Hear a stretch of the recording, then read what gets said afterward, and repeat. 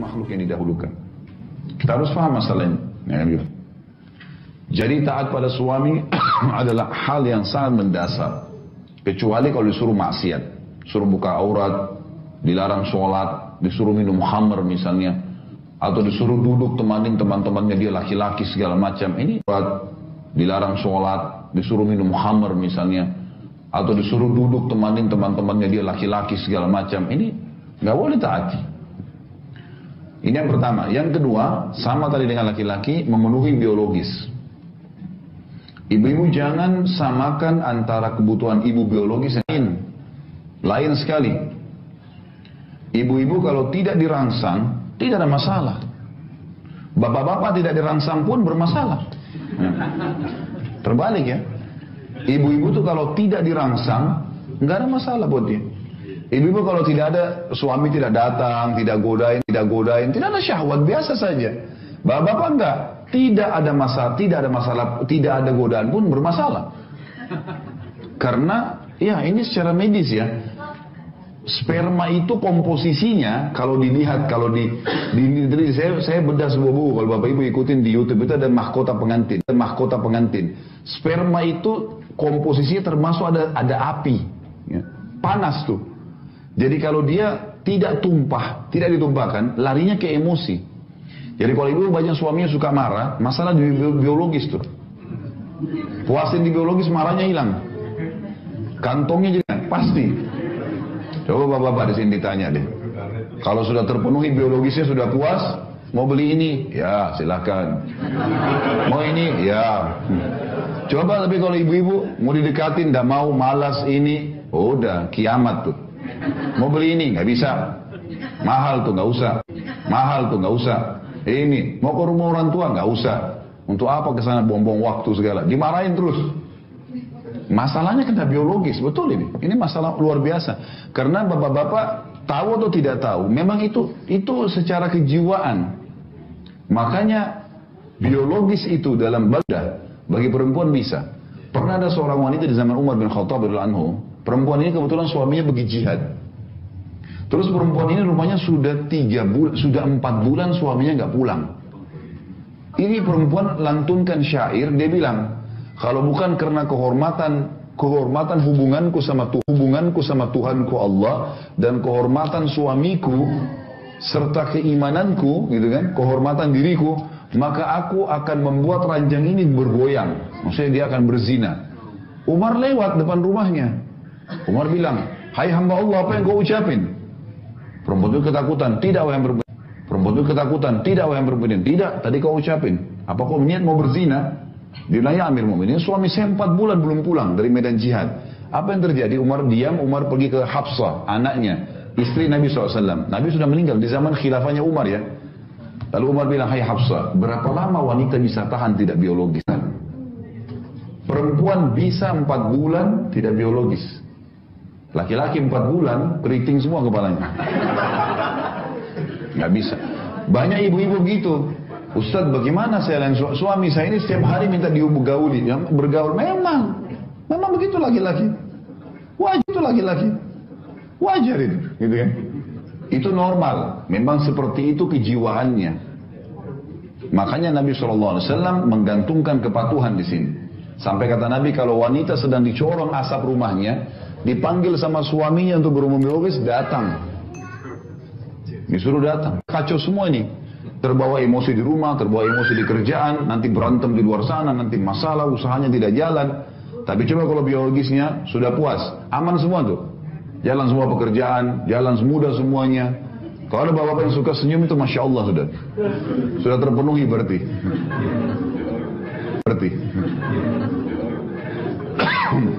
Dan ini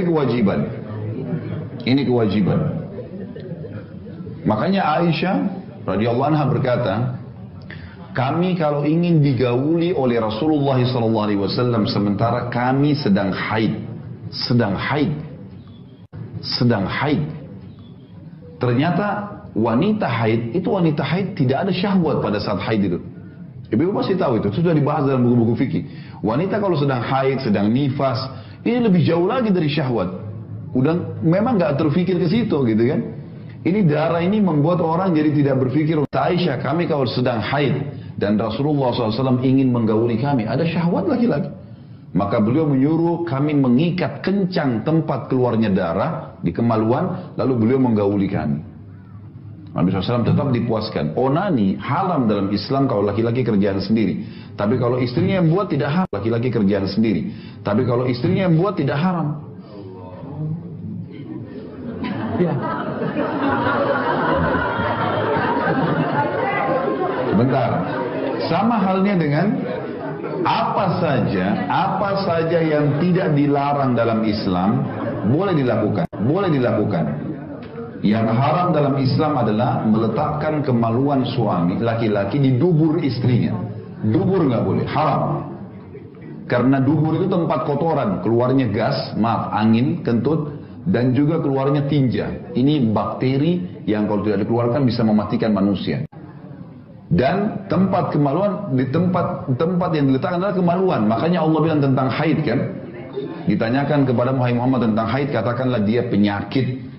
Dan kalau mereka sudah suci, arti ayatnya, maka gaulilah mereka di tempat yang telah Allah perintahkan kalian, di kemaluannya. Di kemaluannya. Oral seks termasuk dibolehkan.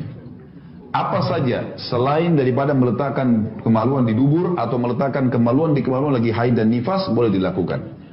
Saya kasih contoh misal. Teman-teman kita muhajirin, sahabat-sahabat Nabi dari Mekah, waktu hijrah ke Madinah, banyak tradisi orang berhubungan biologis di Mekah waktu itu. Mereka menunggingkan istrinya dan mereka menggauli dari belakang, di kemaluan. Tradisi biologis orang Madinah adalah istrinya di bawah, suaminya di atas. Mereka nggak kenal gaya lain. Yang terjadi, waktu sahabat-sahabat muhajirin ini berhijrah ke Madinah, banyak yang tidak bawa istrinya. Akhirnya nikah sama wanita Ansar di Madinah. Waktu nikah sama orang Ansar, rupanya si suami mau gauli dengan cara Mekah. Si istri Madinah nolak. Ini terjadi di zaman Nabi. Terdengar oleh Nabi SAW. Ini kasusnya, si istri digaulin berdosa nih. Gimana caranya? Turun firman Allah. A'udzubillahi minasyaitonirrajim. Nisa'ukum harthul lakum. Fatu harthakum anna syi'tum. Wa qaddimu li anfusikum. Istri kalian adalah ladang buat kalian. Datangi ladang kalian semau kalian dan dahulukan diri kalian. Artinya boleh digaulin dengan cara apapun selama bukan letakkan kemaluan di dubur. Yang dilarang itu saja. Karena Nabi SAW melarang. Allah melaknat laki-laki yang meletakkan kemaluan di dubur. Satu hal juga penting di sini Bapak Ibu sekalian. Jangan pernah belajar biologis dari film porno. Ini penting sekali. Rasionalnya ya. Sebagaimana manusia itu secara alami tahu makan masuk ke mulutnya, hidungnya dipakai bernafas, kupingnya dipakai mendengar, kemaluannya juga tahu di mana diletakkan. Sebagaimana dia tahu bagaimana mengeluarkan air seni atau kencingnya. Dia tahu itu sebenarnya. Masalahnya kalau orang nonton film-film porno seperti ini, pertama mendukung perzinahan. Orang lagi zina, melihat auratnya orang lain, ya. Dan pola yang dipakai adalah pola non-muslim.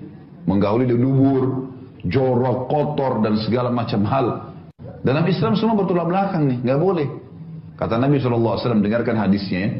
Manusia yang paling buruk kedudukannya di sisi Allah hari kiamat adalah suami atau istri.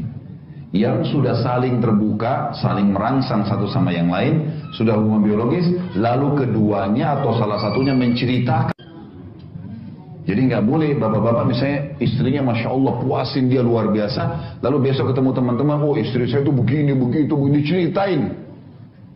Atau ibu-ibu, suaminya Masya Allah puasin, nggak perlu diceritain ke teman-temannya, suami saya itu begini, begitu, begini. Kenapa? Karena efek sosial dan kejiwaannya berbahaya. Kalau kita lagi cerita sama teman-teman kita ternyata pasangan mereka tidak begitu, yang terjadi dia akan ganggu pasangan kita. Makanya banyak rumah tangga rusak, yang ganggu temannya suaminya, yang ganggu temannya istrinya. Karena dia yang cerita, pasangan mereka tidak seperti itu. Malah kita lihat tutupin. Kalau film ini malah ditontonkan. Ada sampai satu ibu ngeluh sama saya di Jakarta, dia bilang, Ustadz, sampai pada tingkat penyakit ini, nonton film porno ini, sama suami saya, dari awal saya nikah sampai sekarang, kalau dia mau gauli saya, dia harus datangkan laptopnya di ranjang, nonton. Baru syahwatnya bangkit. Kalau enggak, dia bilang dia nggak ada syahwat lagi sama istrinya. Ini kan penyakit kejiwaan. Bagaimana Bapak Ibu tidak cemburu lihat pasangannya di sebelah, yang suaminya lihat perempuan lain, telanjang, yang si istri juga lihat laki-laki lain. Dan pasti di film lebih hebat daripada kita. Didatangkan orang-orang yang luar biasa kan. Tidak mungkin orang-orang